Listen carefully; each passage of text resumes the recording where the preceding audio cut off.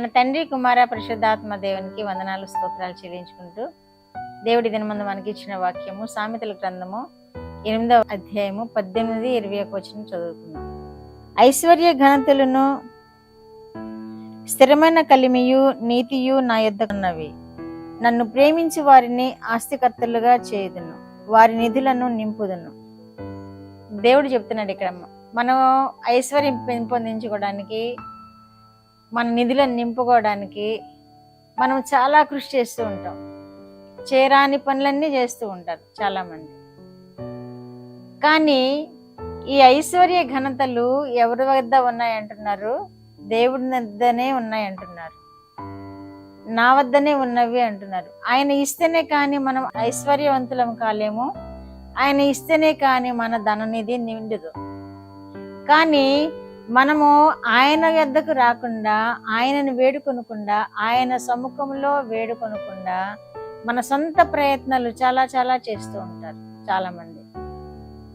ఐశ్వర్యవంతులు కావాలని, ధనవంతులు కావాలని, మనం సమృద్ధిగా జీవించాలని మనము చాలా ప్రయత్నాలు చేస్తూ ఉంటాం. కానీ దేవుడు చెప్తున్నాడు ఇక్కడ, ఐశ్వర్యము ఘనతయు ఆయన వద్ద ఉన్నవి, నిధులు అన్ని ఆయనే నింపు దేవుడు అంటున్నారు.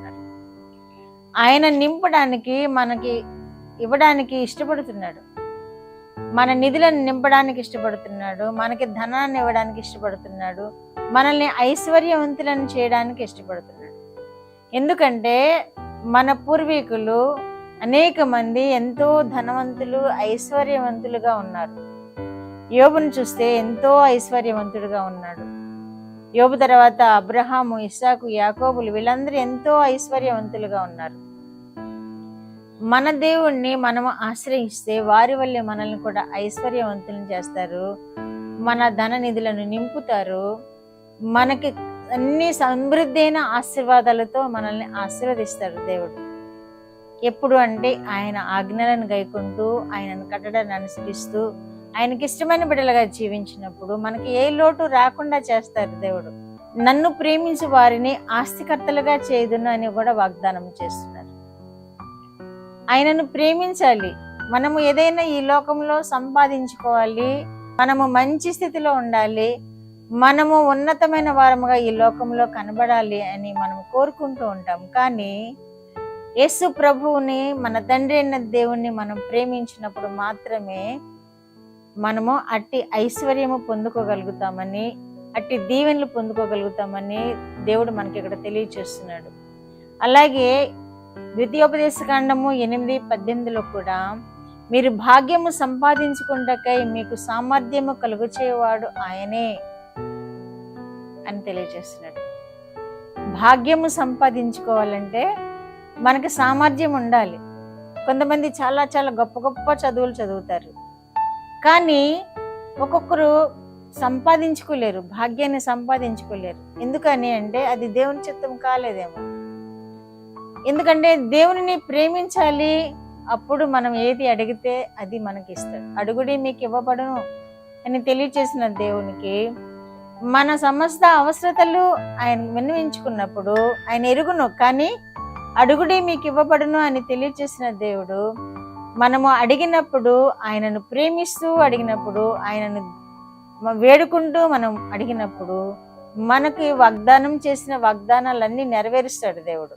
మనల్ని ఐశ్వర్యవంతులను చేస్తాడు, మన ధన్నిధులను నింపుతాడు, మనము భాగ్యాన్ని సంపాదించుకునేలాగా చేస్తారు. ఆయన భాగ్యము సంపాదించుకునే సామర్థ్యము మనకి కలుగు చేస్తారు.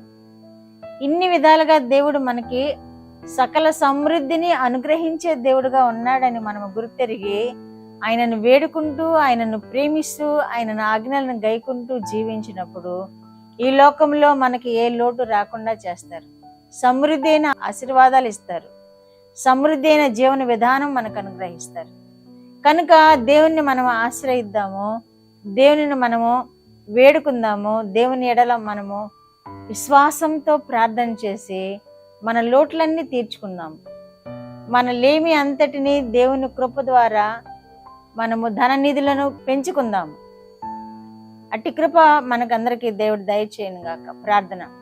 మా దేవా, మా ప్రియ పరలోక ప్రభువా, మీ పరిశుద్ధ పాదములకు వందనాలు. ఇచ్చిన వాక్యము కొరకు మీకు వందనాలు ప్రభువా. మిమ్మల్ని ప్రేమించి వారిని మీరు ఆస్తికర్తలుగా చేస్తానంటున్నారు, ధననిధులతో నింపుతానంటున్నారు, భాగ్యవంతులను చేస్తానంటున్నారు. మీకు స్తోత్రాలు ప్రభువా. మీరు ఇచ్చిన బిడ్డలందరినీ మీరు భాగ్యవంతులుగా చేయగలరు, ఆస్తికర్తలుగా చేయగలరు, సంపదతో నింపగలరు ప్రభువా. మిమ్మల్ని ప్రేమించే కృప వారికి దయచేసి మీరు మహిమ పొందండి. సర్వ సమృద్ధిని వారికి అనుగ్రహించి మీరు మహిమ పొందమని యేసుక్రీస్తు వారి పేరిట ఈ మనవులు మీ పాదముల యొద్ద వేడుకుంటున్నాను పరమ తండ్రి. ఆమేన్.